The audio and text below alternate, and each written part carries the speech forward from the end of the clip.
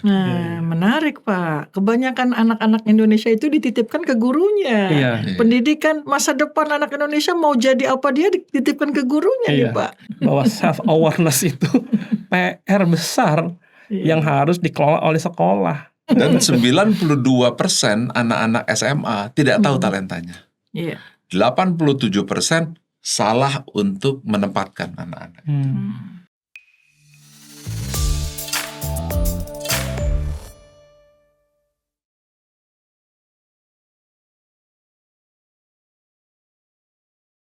Alhamdulillah Pak Ari, Pak Fikri, terima kasih banyak. Alhamdulillah, senang banget saya bisa ketemu dengan Bapak berdua di sini. Iya. Sama-sama, Bu Maya. Terima Makasih kasih. juga. Hari ini kita mau bicara banyak nih tentang Ramadan. Sebentar lagi kita mau Ramadan. Iya, betul ya. Dan kebetulan majalah Dira di hari Ramadannya anak-anak dari PAUD, TK, SD, SMP, SMA, sekolah-sekolah JSIT dan sekolah-sekolah umum mengadakan acara ini. Oh, bagus sekali. Iya, kita ingin berbicara tentang bagaimana kita bisa menyambut Ramadan, bagaimana Ramadan itu bisa maksimal, dan bagaimana Ramadan itu bisa memberikan kesan mendalam bagi anak-anak. Betul. Ya, Pak Fikri, boleh dong sebagai ketua JSIT nih, saya mulai beliau dulu ya Pak. Iya dong. Iya. Jadi deg-degan ini. Kita menyadari bahwa biasanya sekolah-sekolah itu Pak Fikri, setiap kali bulan Ramadan selalu mengadakan banyak agenda ya. Iya, Selalu betul. mengadakan banyak acara. Iya. Tetapi perlu kita lihat semua agenda dan acara itu sudah terrefleksi membentuk karakter nggak sih? Sudah efektif belum sih? Iya, Karena tidak ada satu sekolah pun yang tidak mengadakan agenda. betul. Menurut Bapak gimana Pak? Agenda-agenda bulan Ramadan di sekolah-sekolah Islam saat ini. Iya, baik. Terima kasih Bu Maya. Mohon izin Pak Ari Ginanjar. Senang sekali kita bisa hadir di tempat ini. Apalagi membincangkan sesuatu yang besar sekali ya. Betul. Karena kan Ramadan ini satu bulan di mana banyak sekali menyedot energi. Nah, energi ini betul. juga keluar ya effortnya di sekolah-sekolah Pak Ari. Betul. Nah, sekolah-sekolah ini kan sejak masa dulu mungkin angkatan Pak Ari dan angkatan saya dulu kan namanya pesantren kilat ya. Iya, sangat. Iya, betul. Zaman-zaman itu ya, zaman-zaman itu ada namanya sanlat. Kemudian berkembanglah ya dari waktu ke waktu yang pada akhirnya sekolah-sekolah itu mendesain ya kegiatan Ramadan itu dengan lebih komprehensif lagi. Betul. Hanya memang catatan besarnya sejauh mana kemudian kegiatan-kegiatan di bulan suci Ramadan itu mampu ya Nah, itu. membentuk karakter. Betul, Pak. Memang itu PR sih sebenarnya. Iya. Yang pertama memang PR yang paling utama itu adalah karena waktunya sangat singkat sebenarnya. Iya. Waktu sekolah di bulan Betul. suci Ramadan sangat singkat. Dua pekan, 3 pekan ya kurang lebih Betul. begitu. Memang ada sekolah juga yang extend Iya. sesuai dengan kebijakan atau kesepakatan dengan para orang tua ya. Nah, PR yang keduanya adalah bahwa kegiatan Ramadan ini kan masih sifatnya event. Iya. Ya, event. Event. Naik sedikit ritual. Begitu ya. Iya. Sebuah kebiasaan dan budaya saja. Iya, Yang kita betul. inginkan sebenarnya kan sekolah ini mampu mendesain kegiatan ibadah secara berjamaah di sekolah-sekolah gitu ya. Iya. Melibatkan orang tua, guru, dan siswa sekaligus sebenarnya. Iya. Kalau kegiatannya seperti sekolah saja, maka jatuh dia sebagai event. Iya. Kalau gurunya mampu ya bersama-sama dengan para siswa itu berkegiatan, naik lagi ritual lah. Ada nilai-nilai religi yang kemudian bisa diambil. Tetapi ketika orang tua tidak juga dilibatkan di dalamnya, nah ini ada kekurangan sebenarnya. Miss-nya di sini sebenarnya. Karena kan di sekolah dibentuk Bali. Nanti pas pulang kan karena orang tuanya nggak tahu setelah hari ini dibicarakan tentang apa gitu. Nggak nyambung. Kalau hari ini orang tua juga ikut bersama bicara tentang kesabaran Rasulullah misalnya. Akan orang tuanya bisa mereview di rumah. Tadi udah bicara sabar loh. Mama denger sama kamu juga kan denger. Ayo, mama juga harus sabar, kamu harus sabar. Karena orang tua belum terlibat di sini, ya akhirnya apa yang disampaikan di sekolah ditangkap sebagai sebuah pelajaran, pulang ke rumah, Selesai. setelan pabrik lagi. Setelan pabrik lagi. Kembali lagi. Dan pabrik lagi. Itu mungkin ya. Iya. Sementara Iya, itu mungkin iya. yang menjadi Menarik banget ya. Bagaimana tentang event dan ritual itu, Pak? Iya, Bahwa guru aktif, iya, semangat, Iya. siswa semangat, tapi orang tua nggak dilibatkan. betul. Padahal semuanya kan punya fitrah, Iya. semuanya punya peran. Betul. Apalagi membuat anak itu bisa mendapatkan banyak hal. Kalau Iya. Pak Hari mandangnya gimana, Pak? Ya, saya sepakat apa yang disampaikan oleh Pak Fikri ya, Bu Maya. Iya. Ini penting sekali, betul sekali, dan saya setuju sekali apa pandangannya. Hmm, Saya coba tambahkan 3 hal saja. Oke. Yang pertama, it takes a village to raise a child. Hmm. Jadi diperlukan satu Kampung. kampung Komplek. Iya. komplek untuk mendidik seorang anak. Iya. Iya. Jadi artinya bahwa ini bukan hanya tanggung jawab guru, tetapi juga tanggung jawab keluarga, orang tua, Iya. Lingkungan. dan bahkan sampai lingkungan. Iya. Gitu. Tadi Pak Fikri sampaikan Betul, bagaimana betul, supaya betul, terus tersambung, betul. itu yang pertama. Betul. Terus yang kedua objektifnya, yaitu innama buistu liutamima makarimal akhlak. Iya. Tidak diturunkan aku Muhammad kecuali akhlak. Betul. Jadi output dari puasa itu adalah melahirkan karakter unggul. Iya. Jadi selama ini seolah ini sudah menjadi sebuah kebudayaan, ritual Iya. gitu. Tapi kita tidak melakukan set up goals gitu ya. Tujuan utamanya itu lahirnya apa? Dan tentu artinya kalau semua memiliki satu misi, satu visi, maka kita sepakat nih antara guru, antara sekolah, lingkungan, semuanya bahwa kita akan melahirkan karakter setelah ini. Iya. Nah, sehingga dia bukan hanya menjadi ritual atau mungkin hanya katakan kegiatan sekolah di mana semuanya ikut kegiatan, tapi kehilangan tujuannya. Jadi diibaratkan puasa ini kan apa ya, kalau kita ada kaca gitu ya. Nah, kaca ini kan buram. Iya. Selama 11 bulan sebelum Ramadan tahun lalu buram. Nah, ini adalah bagaimana dia Membersihkannya. bersama-sama membersihkannya. Jadi kalau gurunya membersihkan, ya di rumah orang tuanya membersihkan, satu kampung ikut membersihkan. Nah, ketika kebersihan hati itu dimunculkan, maka yang keluar ini akhlak. Yang masalah ini sekarakter-karakter dibersihkan juga, sehingga semuanya hilang. Jadi kalau mengasah itu sampai pisau-pisaunya hilang semuanya, saking tajamnya pisaunya gitu. Terlalu semangat membersihkan. Ya, akhirnya nggak kelihatan apa-apa. Yang harusnya nggak dibersihkan, terbersihkan juga. Iya. Nah, artinya kita harus bisa melahirkan output utamanya, yaitu karakter atau akhlak, di mana kita mengibaratkan anak-anak ini akan kita mandikan hatinya gitu kan. Kita bersihkan hatinya untuk melahirkan fitrah sejatinya itu. Ini mungkin yang harus dikerjakan satu kampung. Tapi saya menarikkan, memang gurunya anak itu kan 3 ya Pak? Iya. Orang tuanya, gurunya, dan lingkungannya. Gimana caranya tuh Pak? Iya. Menurut Bapak gimana tuh agar 3 gurunya itu benar-benar bisa bekerja sama Pak? Ya memang perlu sebuah kesadaran ya, seperti betul. acara-acara seperti ini kan hari ini. Kita juga tentu kita berharap acara ini disaksikan juga nih oleh para orang tua. Betul. Bukan hanya guru, tapi kadang-kadang kan orang tua hanya serahkan saja ke guru. Nanti anaknya sudah terbentuk, lupa. Sudah bayar Gitu kan. Waduh, itu nggak bisa.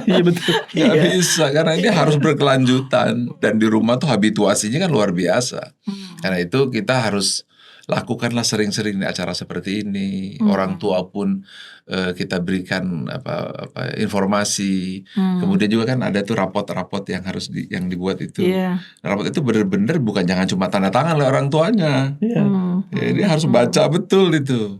Informasi apa, kalau perlu dipanggil orang tuanya, dijelaskan sama-sama. Nah, kalau kita kan selama hanya bagi rapot, harusnya juga di tengah-tengah waktu itu juga harus ada disediakan waktu untuk sama-sama terus menyampaikan kondisi dari anak itu kepada orang tua.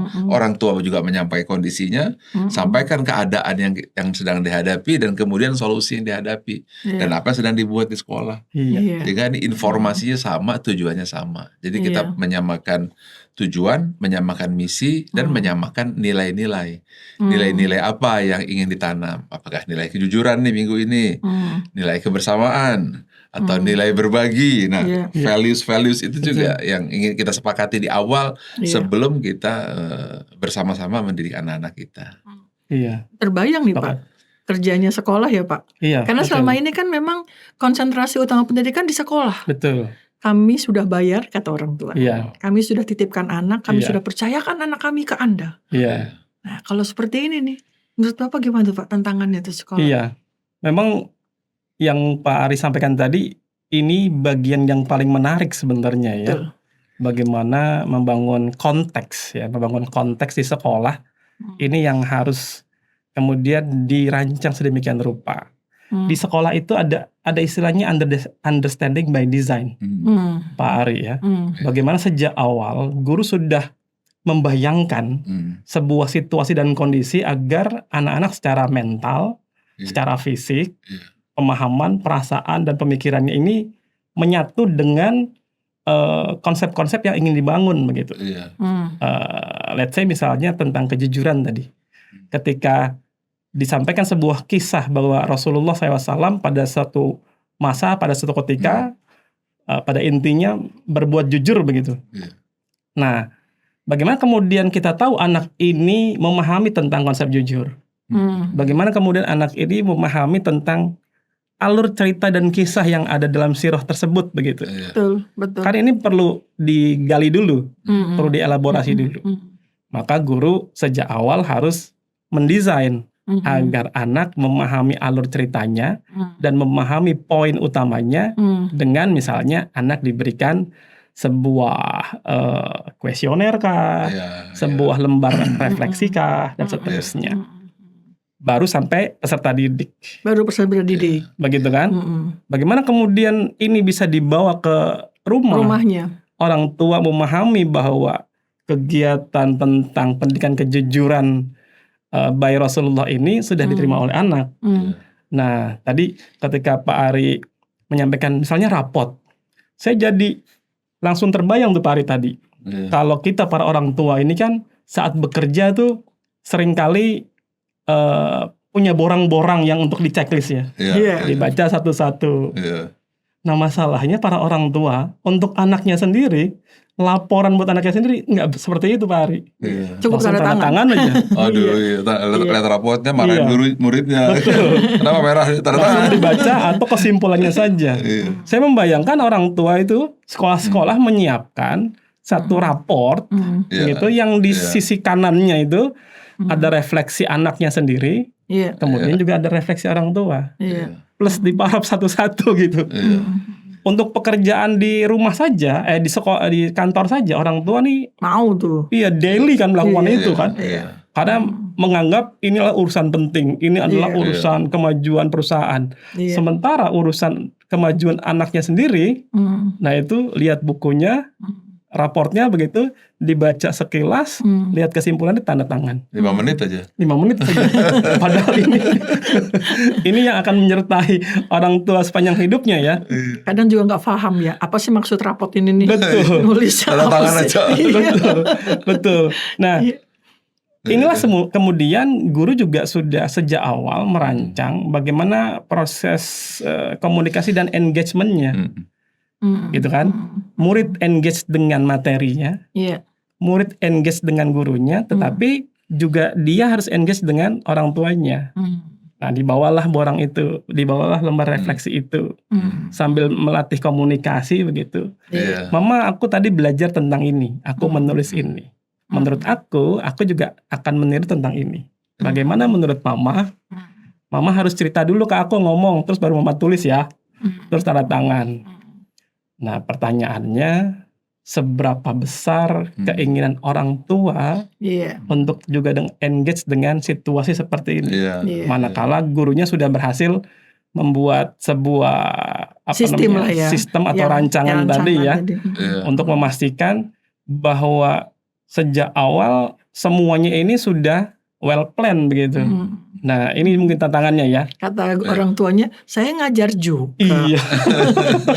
Tapi Pak, berarti konsentrasi utama kita nih siswa nih. Iya. Seorang manusia ya. Betul. Dengan Iya. darah, daging, otak, Iya. semua Iya. sistem tubuhnya gitu ya. Betul. Nah, dengan talentanya, dengan fitrahnya. Betul. Nah, tadi gimana caranya agar kita bisa semua gurunya anak itu bisa mengenal anak tuh Pak. Iya. Bisa memanfaatkan fitrahnya tuh Pak. Ya, ini hal yang paling penting sekali. Bahwa setiap anak itu adalah God masterpiece. Ya. Ciptaan Allah yang sempurna. Unik. Unik. Dan setiap anak punya keunikan masing-masing. Punya kejeniusan masing-masing. Iya. Jadi anak itu sebenarnya bukanlah gelas kosong yang diisi oleh orang tua atau guru, tapi kita hanya menyalakan.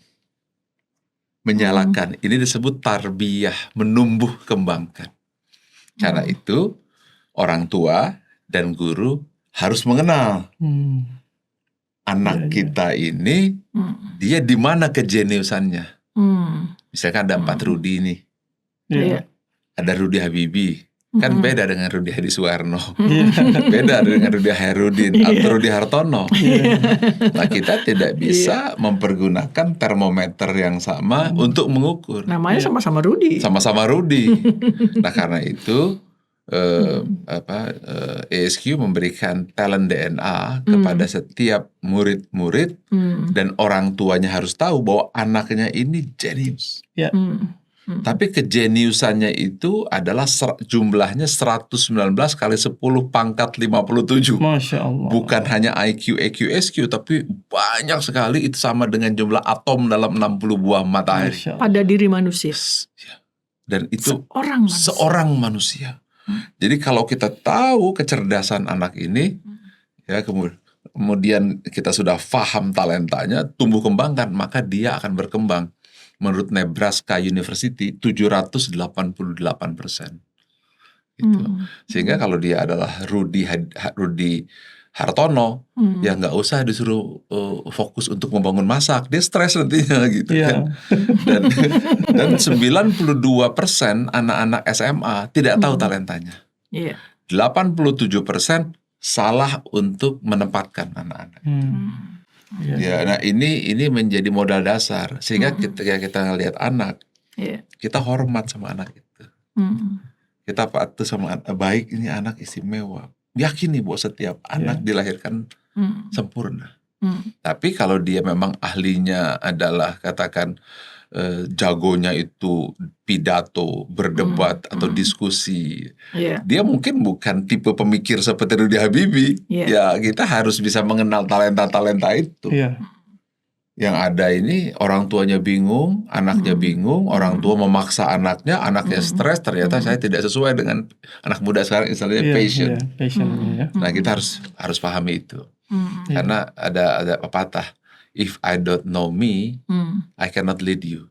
Jadi apabila orang tua pun tidak kenal dirinya, kita tidak bisa memimpin murid kita. Nah orang tuanya sendiri harus kenal dirinya siapa. Ya, karena bayangkan kalau orang tuanya ini Rudi Habibie, anaknya Rudi Hadi Suwarno. Bisa kan?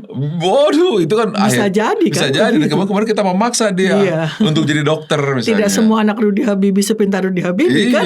Iya, begitu. Nah, itu yang kejadian besar di Indonesia. Jadi ketika proses menumbuh kembangkan, kita harus ikro dulu. Pertama ikro saya orang tua ini apa gitu kan. Kadang-kadang kan kalau kita sudah posisi A, jabatan A, anaknya harus seperti itu. Nah ini pemaksaan yang luar biasa itu. Dan siksaan yang luar biasa. Atau saya dulu pernah sih ngalamin itu. Saya dipaksa untuk jadi dokter oleh orang tua saya, karena orang tua saya nggak tahu dan saya juga nggak tahu, sama-sama nggak tahu, guru juga nggak tahu juga bahkan. Itu masalah yang sering kita hadapi. Nah, menarik Pak. Kebanyakan anak-anak Indonesia itu dititipkan ke gurunya. Pendidikan masa depan anak Indonesia mau jadi apa dia dititipkan ke gurunya nih Pak. Gimana kita mandangnya sebagai sekolah nih Pak?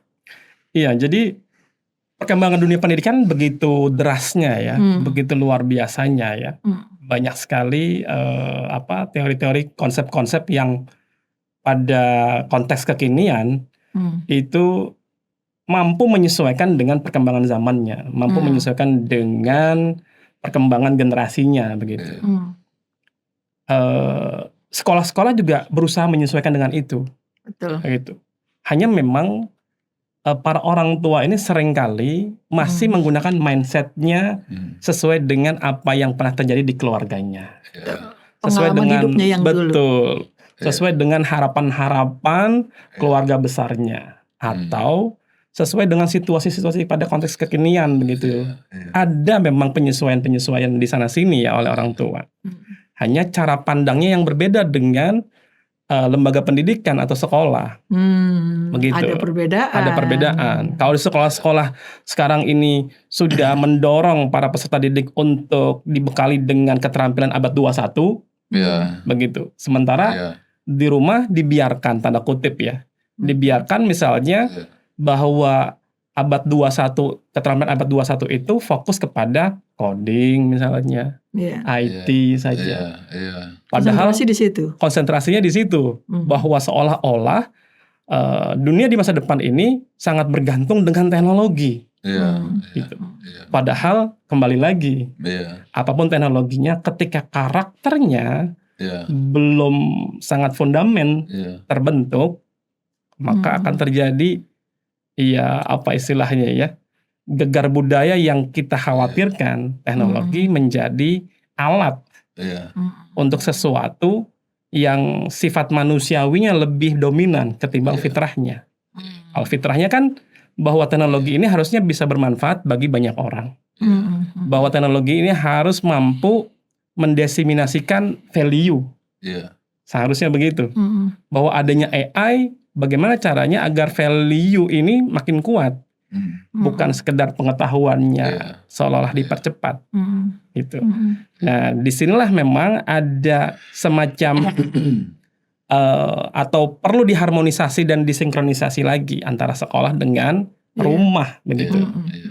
Ya, kami memahami sebenarnya kesibukan para orang tua juga kan tidak sederhana juga begitu. Banyak sekali variabel-variabel yang membuat para orang tua ini juga belum bisa fokus dengan situasi dan kondisi. Akhirnya sekolah juga punya tanggung jawab memfasilitasi sebuah desain peradaban begitu, Bu Maya.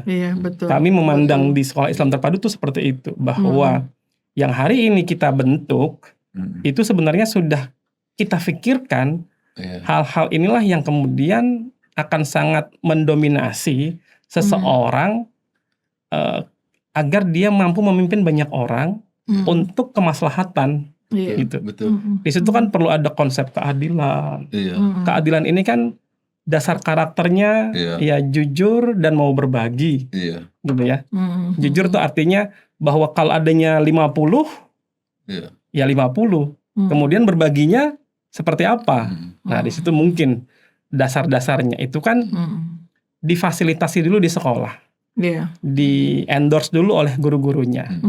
Bagaimana kemudian itu bisa, yang tadi disebut oleh Pak Ari, nilai-nilai tarbiyahnya tumbuh dan berkembangnya di rumah, seperti apa? Begitu. PR besarnya. Kalau ini juga harus menjadi tanggung jawab sekolah, gitu ya, maka sangat wajar kalau beberapa sekolah, termasuk di sekolah Islam terpadu itu, secara rutin mengadakan parenting, Pak Ari. Hanya efektivitas, efisiensi. Terus terang juga masih event ya, masih event. Belum kepada pembinaan orang tua agar juga bisa bersama-sama membina anak-anaknya melalui program-program sekolah. Itu mungkin. Saya tertarik dengan kata-kata karakter tadi, Pak.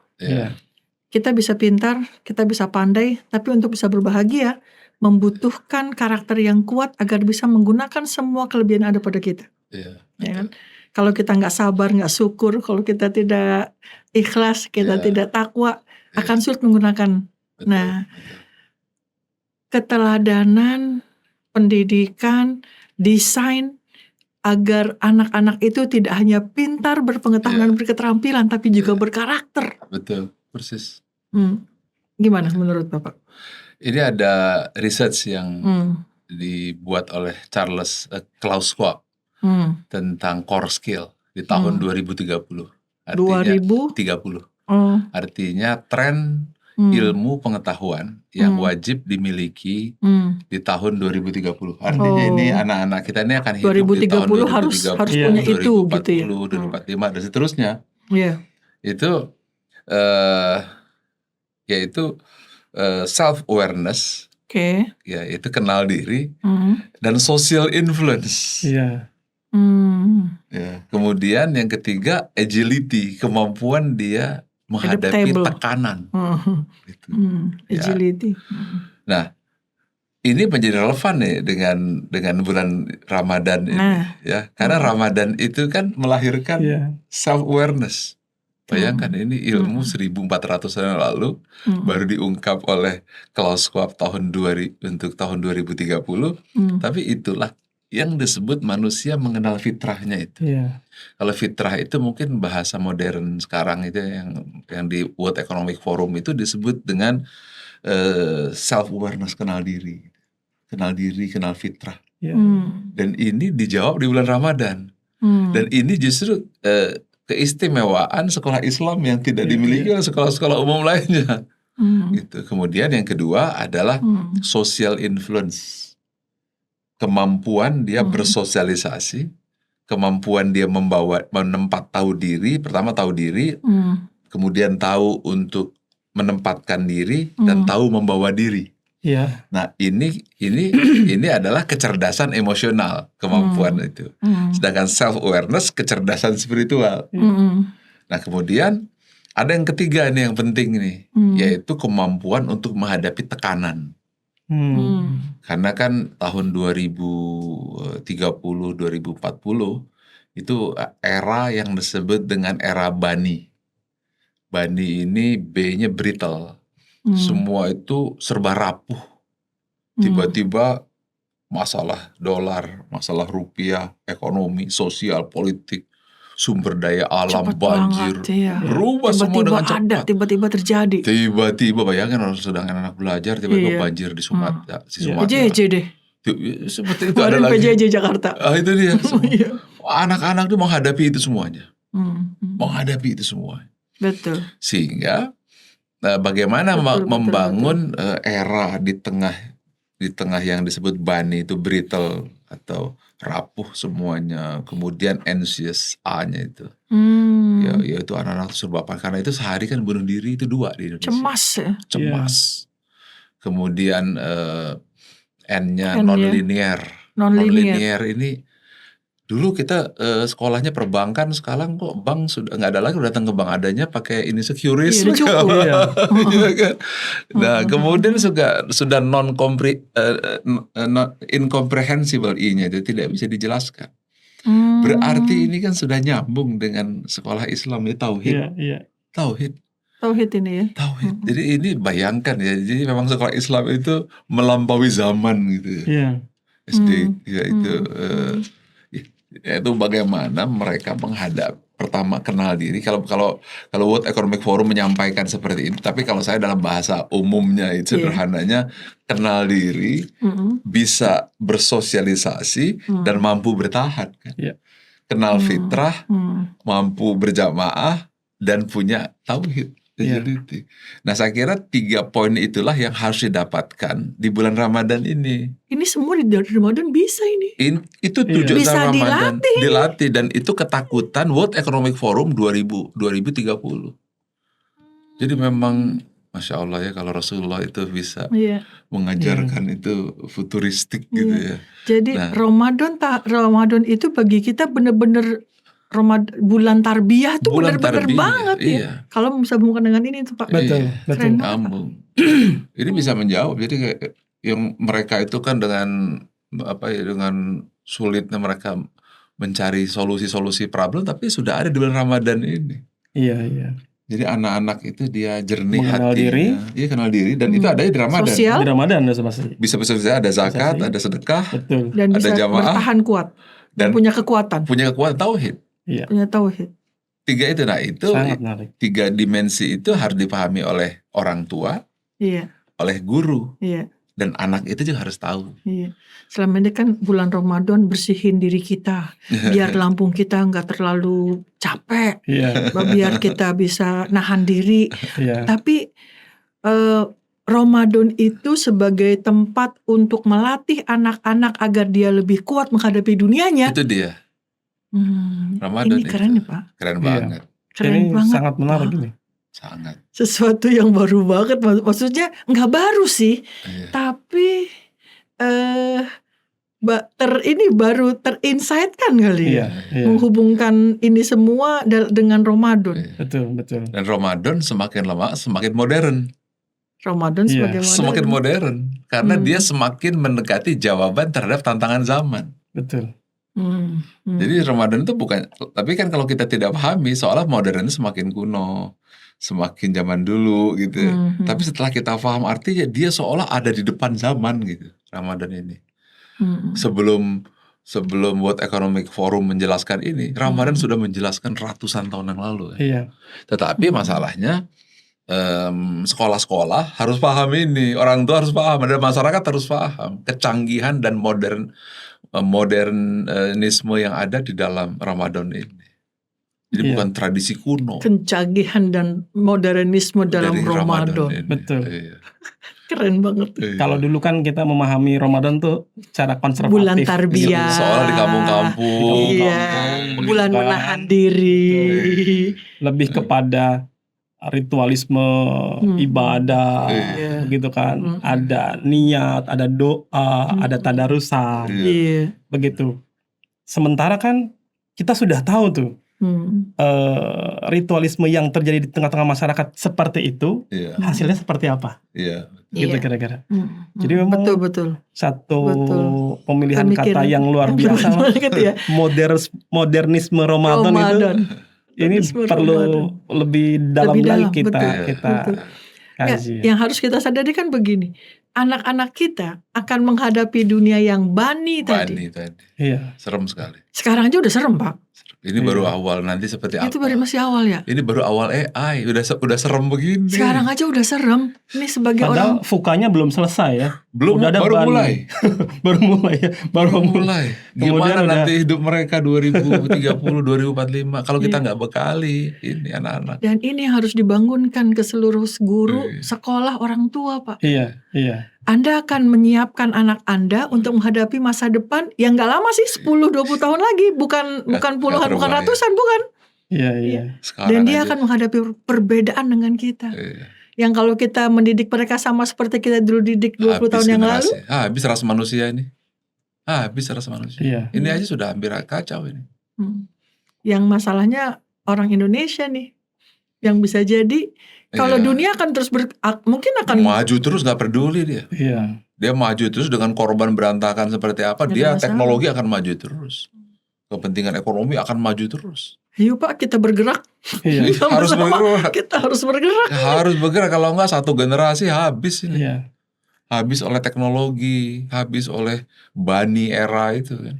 Yang sedang kita pikirkan kan sebenarnya bahwa FUKA, bani, kemudian apapun itu istilah-istilahnya ada sebelum-sebelumnya ada disrupsi, itu kan yang kita bayangkan adalah jika ini tidak bisa kita lewati dengan baik, begitu ya, kan akan terjadi disaster begitu ya, terjadi bencana, bisa bencana sosial, bisa bencana alam, bisa bencana teknologi juga, gitu. Pada konteks ini kemudian ya memang sekolah dan orang tua itu kan harus punya kemampuan mitigasi resiko lah. Kurang lebih begitu ya, mitigasi resiko ya. Bahwa orang Basnas beda. Kalau bicara mitigasi resiko itu kan ada yang namanya kerentanan dan resiko itu sendiri. Bahwa teknologi yang begitu dahsyat kemajuannya itu kerentanan sebenarnya. Di satu sisi pendidikan yang juga terjebak pada mengkurasi nilai, bukan nilai-nilai, itu juga kerentanan. Betul. Maka ketika kerentanan itu tidak bisa dikelola, sudah pasti resikonya akan terjadi. Nah itulah kengerian-kengerian sebenarnya. Nah tetapi di situ juga sebenarnya ada yang namanya kemampuan, gitu. Misalnya ya, kalau pada konteks bencana, bahwa Indonesia ini kan sedang sangat kuat begitu diedukasi oleh lembaga-lembaga terkait tentang megatrust, tentang gempa, tentang longsor yang mungkin juga ada multi disaster. Itu sudah pasti kerentanan, begitu. Yang tidak bisa ditawar kan, karena itu kan gejala yang terjadi pada alam. Tetapi ketika kerentanannya tinggi, sudah pasti itu akan terjadi gempa karena kita the ring of fire. Berarti ada resiko kan. Nah resiko ini bisa diperkecil sebenarnya dengan kemampuan. Kemampuan menyelamatkan diri, kemampuan memandang situasi alam, kemampuan memprediksi cuaca begitu ya. Meskipun namanya juga prediksi ya, lebih sering salahnya mungkin ya. Nah demikian pula sekolah-sekolah sebenarnya. Sudah harus tahu seperti itu sudah tahu nih ada sebuah kerentanan yang nyata. Kalau kerentanan ini tidak bisa kita lewati, ada resiko yang bisa kita pastikan. Maka dari itulah kemampuan ini yang harus terus ditumbuhkan. Karakter itu, karakter inilah yang terus harus ditumbuhkan, nggak bisa ditawar lagi. Dan karakter yang utama tadi Pak Ari sudah mention, takwa. Takwa dimulai dengan ikro, gitu ya. Saya banyak mencatat nih apa yang Pak Ari sampaikan, bahwa takwa itu hasil akhirnya, tetapi harus dimulai dari mencatatnya tadi. Guru harus mendesain dengan baik, orang tua juga harus terlibat begitu. Nah, secara in general tadi Pak Ari sudah menyampaikan bahwa kita harus memiliki kemampuan self awareness tadi ya. Ini itu PR besar di sekolah sebenarnya Pak Ari. Mengenal Jadi, diri ya. Sebenarnya kita ini sedang dikritik oleh Pak Ari sebenarnya.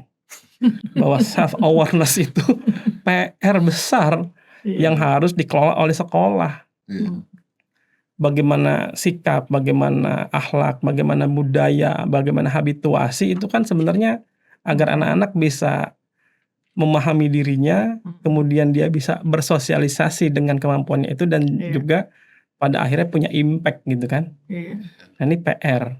Dan mudah-mudahan PR ini bisa pelan-pelan kita selesaikan kita uraikan. Betul, kita urai dan kita mulai di Ramadan gitu. Karena harus mulai dari sesuatu. Iya. Yang tadi Pak Ari sebutkan 3 itu, sekolah-sekolah harus bisa merancangnya gitu, Bu Yang Maya. akhir tujuannya itu ya tadi. Betul, merancang. Agar anak-anak ini memahami dirinya, apa sih kegiatannya. Kan tadi kalau disebut sebagai modernisasi Ramadan, sementara ini konservatif. Karena konservatif, kegiatannya kan jadinya tadarusan, tilawah gitu. Kemudian bagus sih. Itu bagus. Betul. Tapi ketika dia kemudian tidak mengenal dirinya, tidak mengenal Allah dan Rasulnya, kan jadinya ritualis nih. Betul. Kalau disebut ritualis itu kan, kalau bicara cara kerja otak itu kan diproses di otak kecilnya. Terbiasa dilakukan berulang-ulang saja gitu tanpa efek. Nah, bagaimana kemudian tadarusnya juga ada kajian-kajian yang kemudian anak-anak mengenal dirinya begitu. Mengenal dirinya, kemudian dia juga, ini saya udah tahu nih, saya punya kemampuan terbatas. Begitu. Tetapi kemampuan terbatas ini bukan berarti menghilangkan tugas dan kewajiban dia sebagai seorang manusia agar bisa bersosialisasi. Bersosialisasi kan tentunya bukan sekedar say hello saja. Tetapi juga harus bisa memberi manfaat. Apa manfaat yang paling mudah lah gitu kan? Ya sesuatu yang baik yang dikabarkan, sesuatu yang baik yang disampaikan. Sehingga perbincangan dan obrolan anak-anak di sekolah selama Ramadan sudah dirancang mengandung value tertentu begitu. Ayo setiap hari Selasa bicara tentang kejujuran. Apakah itu prakteknya? Apakah dia mau cerita tentang cerita-cerita tentang kejujuran? Apakah dia kemudian mau menulis tentang efek dari tidak jujur dan kelebihan dari jujuran itu? Terus kejujuran apa yang sudah dilakukan di rumah? Bagaimana kemudian dia menyampaikan tentang kejujuran kepada adiknya, kepada kakaknya, atau dia menjadi tadi ya, Iya. dia melit. Kan tadi kalau dia tidak mengenal dirinya, dia tidak bisa melit orang lain. Dia melit anggota keluarganya untuk Iya. Iya. tiba-tiba saja gitu dalam suasana buka puasa kah atau sahur kah, tiba-tiba bicara kejujuran Iya. gitu. Ayo jujur ini udah dari sini loh mulainya. Iya. Kok bisa bilang gitu? Iya, kalau kita udah imsak ternyata kita masih makan, Iya. kan nggak jujur Iya. Iya. gitu. Awalnya kan dari situ. Betul. Atau misalnya kalau ditanya udah sahur belum? Kalau belum ya belum, kalau sudah ya sudah. Nah, jadi tema-tema ini harus menguat begitu pada konteks kegiatan-kegiatan di sekolah, di rumah, pada situasi Ramadan nanti. Mungkin itu ya, Iya. kurang lebihnya. Betul Pak Fikri, setuju. Ini menarik banget ya. Kita bicara cuma sebentar sebenarnya ya. Iya. Tidak lama ya. Iya. Tapi harus sering nih kayak begini. Harus sering kita Betul. buat Harus lagi sering. nanti. Harus sering. Iya. Karena Banyak banyak sekali. hal Iya. yang dilakukan oleh pendidikan itu bagus, Iya. tapi belum berdampak, Iya. ya kan? Iya. Usulan Bapak deh, saya Iya. pengen mencatat usulan Bapak berdua. Yang Catatan pertama buat tadi kami. kan bahwa hormati anak-anak kita. Karena itu adalah God masterpiece, ciptaan Allah yang Insya sempurna. Allah. Anak-anak itu punya kejeniusan. Nah, tugas kita memberitahu apa kejeniusan dia. Iya. Tidak semua harus jadi Rudy Habibie. Karena bisa jadi dia Rudy Hairudin atau Betul. Rudy Hartono. Betul, Satu itu. betul. Hormati anak-anak kita. Hormati, hargai. Dan dia adalah makhluk sempurna yang ditiupkan ruh cerdas oleh Allah Subhanahu wa Ta'ala. Allah penciptanya. Hormati itu. Dan Iya. itu sempurna sekali. Iya. Kalau kita tahu apa talenta dia, maka kita akan terkaget-kaget betapa sempurnanya Iya. anak kita itu. Wajib diketahui oleh para guru dan oleh para orang tua dan lingkungannya. Iya. Mengapa ini penting? Karena kalau dia tidak diberitahu tentang kekuatan talentanya, dia akan ikut-ikutan TikTok. Iya. Yang hebat Iya. itu kalau dia bisa melakukan ini itu dengan gaya ini. Padahal itu hanya menghabiskan waktu, tidak membangun jati diri. Jati diri dia semu. Iya. Yaitu berapa like, berapa love. Iya. Akhirnya melakukan tindakan-tindakan untuk mendapatkan sebuah pengakuan. Iya. Yang viral tuh diikuti semua tanpa Diikuti mengerti viral. apa. Iya. Padahal itu bukan dirinya. Iya, padahal bukan Dan dirinya itu bisa berbahaya sekali Iya. mereka bisa keseret Iya. itu. Supaya dia memiliki kepercayaan diri kan. jadi. Iya. Yang seperti kisah ketika setan dan iblis diminta sujud ke Adam gitu kan. Iya. Wa alama Adam asma akullaha, dan aku ajari Adam nama-nama. Artinya manusia itu punya nama-nama talenta sendiri. Nah ini yang membuat dia punya jati diri. Dan saya Iya. tidak iri dengan A, saya tidak iri dengan B, karena ini adalah kompetensi saya gitu. Iya. Sehingga seorang guru tidak bisa lagi meminta murid, misalnya muridnya ada gajah, burung, ikan, hei ikan naik pohon, nggak bisa. Yang naik pohon itu adalah tupai, ikan dia berenang gitu, burung Iya. terbang. Nah itu Iya. harus teridentifikasi semenjak awal. Iya. Itu yang saya buat di sekolah rakyat itu seperti itu, bersama dengan Prof Nuh, dengan Pak Mensos. Sehingga mereka itu tampil luar biasa karena kita ketemu talentanya, dan guru pun tahu apa talentanya. Orang tuanya pun kita beritahu apa talenta Iya, anak iya. itu. Gitu. Yang kedua, itu betul yang disampaikan oleh Pak Fikri, mereka harus diajarkan tentang values, nilai-nilai, bukan value. Kalau value itu bisa materi, harga diri gitu kan. Tapi yang terjadi orang mengejar value atau uang atau cuan tanpa values.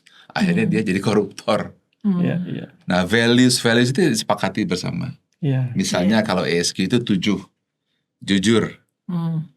Wajib itu harga mati. Tanggung jawab. Iya. Kalau jujur aja nggak tanggung jawab nggak bisa juga, itu berantakan. Visioner, ke depan mau seperti apa. Disiplin supaya tercapai. Tapi disiplin aja juga tidak bisa, harus adil. Mengapa? Harus terjaga ke masyarakat. Baru lingkungan kiri kanan bagaimana? Peduli. Nah saya sebutnya 7 budi utama. Kalau Jepang kan dia punya Gi, jujur. Rei, hormat, itu kan. Kemudian Meyo, mulia. Nah mereka itu bangsa-bangsa yang seperti itu, mereka punya core values, nilai-nilai dasar. Ya. Nah, Indonesia harus mampu menetapkan nilai-nilai apa. Kalau ESG kan 7 budi utama.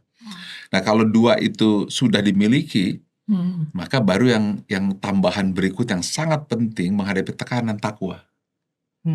Karena kalau bertakwa kepada TikTok, dia akan stres. Takwa kepada materi, takwa kepada like, takwa ya kepada Allah. Nah, untuk itu agama tidak bisa hanya religious, tapi belief. Iya, betul, sepakat. Belief. Nah, masalahnya agama diajarkan hanya ritual, tapi tidak diberi kesempatan ditanamkan akarnya atau belief. Jadi yang terjadi, negaranya religious, tapi korupsi menjadi yang tertinggi di salah satu di dunia. Pergi, dia puasa, kemudian juga tarawih juga, tapi kok belum, karena beliefnya nggak tertanam. Kan sebelum ada puasa itu adalah 5 dari rukun Islam, ada rukun iman. Nah, rukun iman itu nggak tertanam. Kalau Quran itu kan ada surat Makkiyah dan Madaniyah kan. Nah, Makkiyah itu menanamkan tauhid yang dalam, dan Madaniyah itu sudah mengajarkan tentang bagaimana membangun budaya, membangun keluarga, politik, sosial, kemasyarakatan. Tapi kita kehilangan akar. Akar itulah yang disebut dengan keimanan. Karena itu puasa itu adalah untuk membangun ketakwaan. Karena itu ya ayyuhallazina amanu kutiba alaikumusiyam. Jadi untuk orang-orang yang beriman. Jadi harus ditanamkan. Bagus sih kita ngaji, tapi kalau ngaji tanpa iman, akhirnya kita cuma jadi ahli huruf. Gitu kan. Puasa tanpa iman, ya puasa untuk menurunkan berat badan. Bersihin lambung. Sehingga kita harus benar-benar mendefinisikan objektif dari Ramadan, kegiatan-kegiatan bersama dengan orang tua yang di rumah, bersama-sama kita sepakati. Dan itu harus kita pahami. Jadi sebenarnya kan self awareness, kemudian katakanlah habis self awareness, kemudian agility. Self awareness itu adalah Idul Fitri, agility Idul Adha. Idul Adha kan tauhid itu, korban. Nah, baru hijrah. Nah, hijrah itulah social influence, mau mengajarkan kepada masyarakat. Idul Fitri, Idul Adha, hijrah itu 3 dimensi yang nggak bisa dipisah. Dan dia satu rangkaian pendidikan tahunan dari Allah. Jadi Idul Fitri Dekatan itu? Iya, semuanya itu tidak putus, tapi orang terputus. Kalau Idul Adha, Idul Fitrinya lupa. Idul Fitri, Idul Adhanya lupa. Idul Fitri, Idul Adha, hijrah, tapi lupa 2-nya. 3 itu 3 dimensi yang berangkaian untuk membangun self awareness ketika fitrah, agility dengan tauhid, dan terakhir inilah yang membangun peradaban social social influence dengan hijrah Nabi. Nah, 3 itu satu rangkaian. Jadi kita harus punya visi ke depan dan memanfaatkan momentum-momentum hari besar Islam untuk mendidik satu negara, satu bangsa. Masya Allah. Rasulullah yang punya ilmu. Saya speechless nih mendengarnya nih. Pengen apa ya? Pengen ngajak banyak orang. Ayo kita ikuti apa yang Indonesia, apa yang bisa kita lakukan, seperti yang harus disampaikan oleh Pak Ari tadi ya. Secara sederhana memang kan, karena ini kan kita sedang mengajak para orang tua ya, mengajak para orang tua. Yang pertama memang perlu ada engagement yang lebih kuat lagi. Yang kedua ada involvement, keterlibatan. Bahwa orang tua ketika dia menyekolahkan atau menitipkan anaknya ke sebuah sekolah, itu kan harusnya menyatu dengan komitmen sebenarnya. Dia harus terikat begitu. Terikat bahwa bukan karena ada aturan di sekolah, bukan karena ada do and don'ts-nya, tetapi dia juga ingin memastikan bahwa anaknya ini mendapatkan suguhan, mendapatkan menu yang terbaik di sekolah tersebut. Bahwa sejumlah uang yang diberikan dalam kutip begitu kepada sekolah, ini bukan bendanya, bukan materinya yang dia sampaikan ke sekolah, tetapi value justru. Nilai bahwa saya niatkan anak saya dibimbing, dibentuk, didampingi oleh para guru di sini, begitu kan? Yang dia percaya, Iya, sekolahnya dia percaya. iya. Dan amanah Allah ini kan gitu. Saya berikan kepada sekolah lengkap semuanya, anaknya juga, biayanya juga, tetapi bukan melepaskan tanggung jawab. Maka harus ada involvement, ada keterlibatan di sana. Nah, agar ini bisa terjadi, selain sekolahnya juga merancang, mendesain aktivitas agar dia tetap engage dan involved dari para orang tua murid, orang tua juga harus nagih tuh. Jadi dia bukan sekedar kalau orang tua itu ditagih SPP gitu ya. Sekarang orang tua balik nagih. Nagih ke sekolahnya. Saya nih, mana nih keterikatan saya nih di sekolah ini, mana nih keterlibatan saya di sekolah ini nih. Begitu. Insya Allah. Kalau tadi bicara tentang bencana, dia juga harus punya a rewarding system. Ini udah 2 bulan kok saya nggak pernah diundang sekolah ya, gitu. Mungkin anak-anak saya baik-baik saja, kan asumsi. Atau jangan-jangan tidak baik-baik saja, begitu. Maka per 2 bulan lah minimal Bu, sekolah-sekolah Islam terpadu itu harusnya punya aktivitas. Syukur-syukur setiap bulan sekali ada forum begitu yang memungkinkan, memfasilitasi ya para orang tua itu, mungkin mereka bisa saling bercengkrama, bersosialisasi, berkomunikasi. Tidak harus dengan sekolah, tetapi antar mereka gitu. Antar mereka. Saya dulu pernah ngajar di sekolah internasional Pak Ari. Itu kalau sekolah mengundang orang tua, itu orang tuanya hampir 100% datang, bapak dan ibu, dan berpakaiannya baik-baik. Serius ya? Serius, ada yang pakai jas, ada yang pakai dress gitu. Pak Ari bisa bayangkan nggak kalau orang tua murid di Indonesia kira-kira kalau diundang sekolah seperti apa? Paham deh. Gitu. Iya. Kehadirannya sangat rendah. Dari cara penampilannya mungkin karena mungkin weekend ya, undangannya santai. Bersendal, berkaos saja begitu. Jadi anak-anak juga merasanya, oh ayahku mau jalan-jalan nih ke sekolah. Sementara di sekolah-sekolah di internasional begitu, saya melihat anaknya saja sudah langsung punya value begitu. Oh, orang tua saya menghormati sekolah. Dan orang tua ketika saya tanya, kenapa Anda berpakaian seperti ini? Seperti mau pesta. Wah, ini penghormatan kepada guru. Ini penghormatan kepada anak saya. Kan seperti saya diundang ke kolega saya ke kantor yang lainnya, saya harus menghormati itu. Oh, ini value kan sebenarnya. Bukan sekedar ada rules, bukan sekedar ada undangan, tapi ada value di sana. Nah, mungkin para orang tua bisa di momentum Ramadan ini ya bisa lebih engage lagi dengan sekolah. Sekolah siapkan. Kalau ini kan diinisiasi oleh majalah Dira ya. Mungkin Dira itu sudah menetapkan di situ bahwa majalah ini mungkin 70%-nya itu engage dengan peserta didik, tapi 30%-nya bagaimana involvement dari para orang tua juga ada di situ. Nah, kemudian setiap sekolah sejak sekarang dirancang kegiatan Ramadannya lebih banyak lagi melibatkan orang tua. Yang kita pahami nih Pak Ari, orang tua dilibatkan kalau mau buka puasa bersama Pak. Iya betul. Gitu ya. Gitu.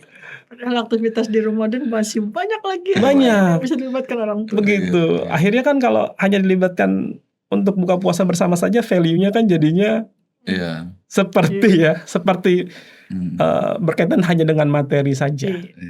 Sementara ada aktivitas-aktivitas yang lebih dalam lagi, lebih deep lagi, itu yang harus banyak kita kelola ya bersama orang tua.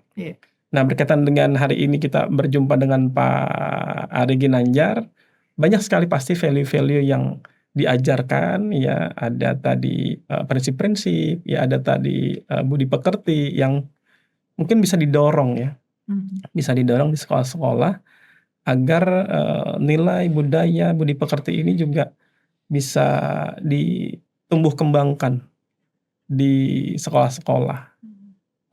Tentunya dengan pengalaman beliau selama ini pasti sudah banyak dikuatkan dengan riset-risetnya, dikuatkan dengan pengalaman-pengalamannya, dikuatkan dengan testimoni-testimoni para murid-murid beliau begitu. Nah, ini kan mempercepat proses ya. Ketimbang nanti teman-teman meriset lagi, membuat lagi begitu. Kerjasama dengan ISQ itu. Sudah ada seperti itu kira-kira. Itu mungkin terhubung. yang bisa lebih lanjut ya. Insyaallah. Kita kembangkan. Insyaallah. Bismillah. Alhamdulillah. Ramadan berkah. Terima kasih banyak Pak Ari, Pak Fikri. Sama-sama. Waktu kita tidak lama, hanya sebentar, tapi saya merasa dapat banyak banget. Iya. Ada satu sih tambahan. Oh iya, silakan. Keteladanan dari orang tua. Keteladanan orang tua. Jadi di rumah dia harus show off keteladanan. Iya. Show off Tema Dira kejujuran. keteladanan kebetulan. Iya. Show off ketakwaan. Show off kepedulian. Dan itu anak-anak ngelihat itu. Iya. Itu penting sekali. Ketika mungkin dia tidak bisa mengajarkan, tapi dia mesti tunjukkan tentang arti kejujuran di depan mata anaknya itu. Kepedulian dan seterusnya itu diajarkan. Demikian sih dari saya. Dan kita sangat dukung Dira maju terus. Alhamdulillah. Terima kasih banyak Bapak berdua. Semoga berkah terus ya. sama-sama, Bu. Diberi kesehatan terus. Kita semua masih banyak membutuhkan kerjasama Amin, ini. amin. Kita semua masih banyak membutuhkan hasil-hasil karya-karya dari Bapak berdua. Dan insya Allah kemanfaatannya akan lebih besar ketika Amin. kerjasama itu Amin. bisa terlaksana. Insya Allah. Amin. Kita punya optimis yang besar. Harus Punya optimis yang besar. Terima kasih banyak sekali lagi. Sama-sama. Semoga lain kesempatan kita bisa ketemu lagi, bisa ngobrol lagi. sambung lagi. Terima kasih Pak Ari. Sama-sama. Senang sekali bisa Bu Maya. Terima kasih. berdiskusi Terima kasih pada banyak. kesempatan kali ini. Ya, alhamdulillahirabbil alamin. Terima kasih. Terima kasih. Terima kasih Bu Maya. Terima kasih. Ya, sama-sama.